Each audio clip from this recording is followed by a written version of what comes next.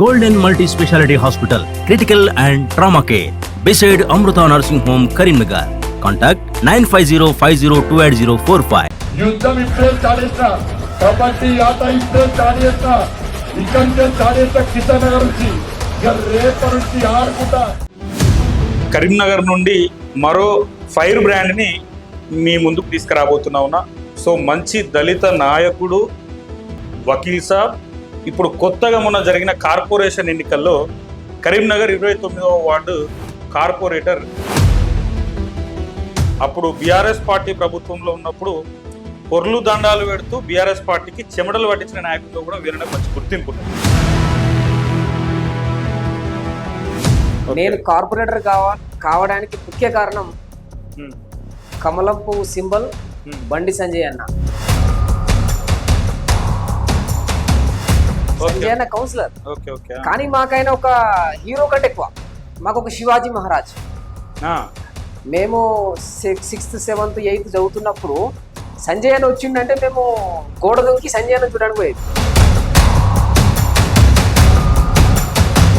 So ఇప్పుడు మీ వాటిలో కూడా బీఆర్ఎస్ పార్టీ తరఫున పోటీ చేసిన వాళ్ళు ఉంటారు. అవును. కాంగ్రెస్ ఉంటుంది. అవును. ఇక మనకు తెలియదు ఏమున్నది, వాళ్ళ మీద మీరు పోరాటాలు చేసిన వాళ్ళే జర పైసలు సిమ్మే ప్రయత్నం చేస్తారు. అవును. ఎట్లా ఫేస్ చేసిన మరి 1100 మెజారిటీ అంటే ఎట్లా పాజిబుల్ అయింది? ఎస్సీ డివిజన్లో టికెట్ ఇవ్వడం కాకుండా, వేణు నువ్వు గెలవాలి, నువ్వు మున్సిపల్లో అడుగు పెట్టాలా, దానికి నేనేం చేయాలి అని చెప్పి ప్రతిరోజు ఆయన ఎంత బిజీగా ఉన్నా మా కార్పొరేటర్స్ అభ్యర్థులు అందరితో మీటింగ్ పెట్టి నేను మీకు ఏం చేయగలుగుతా, మీకేం చేయాలి. మమ్మల్ని గెలిపించింది ఒకరు ప్రజలైతే, ఒకటి బండి సంజయ్ అన్న. మీరు ముందే ఫిక్స్ అయ్యారు గెలుస్తాను? గెలవడం పక్క, గెలవడంలో 1% కూడా డౌట్ లేదు. నేను అనుకున్న ఓట్లు 2000 ఓట్లు నాకు వస్తాయని అనుకున్నా. కానీ కాంగ్రెస్ పార్టీ విచ్చలవిడిగా పైసలు తెరడం, టీఆర్ఎస్ పార్టీ హద్దులు లేకుండా అన్ని చేసుకోవడం పోయేసరికి బండి సంజయ్ కార్పొరేటర్గా పోటీ చేసిన ప్రతి అభ్యర్థి పెట్టుబడి మొత్తం బండి సంజయ్ భరించుకొని గెలిపించుకున్నాడు అనేది ప్రతిపక్షాలు కొంతవరకు అనే పరిస్థితి ఉంది. బండి సంజయ్ అన్న శ్రమ, బండి సంజయ్ అన్న చెమట, బండి సంజయ్ అన్న ఆలోచన పెట్టుబడి పెట్టి పనిచేసింది. ఓకే, పైసలు పెట్టలే. పైసలు పెట్టకుండా పాసిబుల్ అవుతుంది అన్న గీతగా? రండి ఓటర్లను అడగండి. అదే మా పెట్టుబడి.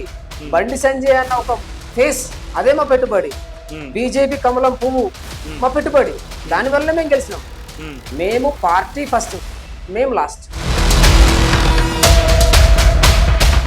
రాజకీయమే నా జీవితం అనుకున్న వాళ్ళకి సంజయ్ అన్న జీవిత చరిత్రని ఒక గ్రంథం. సక్సెస్ఫుల్ పొలిటీషియన్ కావాలి అనుకుంటే కరీంనగర్ రాజకీయాలలో సంజయ్ అన్నను చూసి నేర్చుకోవాల్సింది. సో గతంలో బీఆర్ఎస్కి చెమటలు పట్టించినవన్న, నీ డివిజన్లో రోడ్ కావాలి, అది కావాలి, చెయ్యని ప్రయత్నం లేదు, చెయ్యని పోరాటం లేదు, ఆఖరికి పుర్లదండాలు కూడా పెట్టినావు. అవును. సో ఎట్లా అంటే ఇప్పుడు ఇబ్బందులు పెట్టిరా మరి? అప్పుడు బీఆర్ఎస్ మీద కేసులు లాంటి ప్రయత్నాలు చేయలే? టీఆర్ఎస్ ప్రభుత్వం ఉన్నప్పుడు కేసులైనాయి, కాంగ్రెస్ ప్రభుత్వం వచ్చిన తర్వాత కూడా కేసులైనాయి. కేసులకు భయపడితే సంజయ్ అన్న అభిమాని ఎట్లయితాం, బీజేపీ కార్యకర్త ఎట్లయితాం, అడ్వకేట్ ఎట్లయితారు? మళ్ళీ ప్రజా సమస్యలపైన తగ్గేదే లేదు. పార్టీకి లాయల్గా ఉంటాం, ప్రజల కోసం కష్టపడి ముందుంటాం. అందులో భాగంగానే 1 కిలోమీటర్ దాకా పొర్లు దండల ప్రోగ్రామ్ చేసినాం.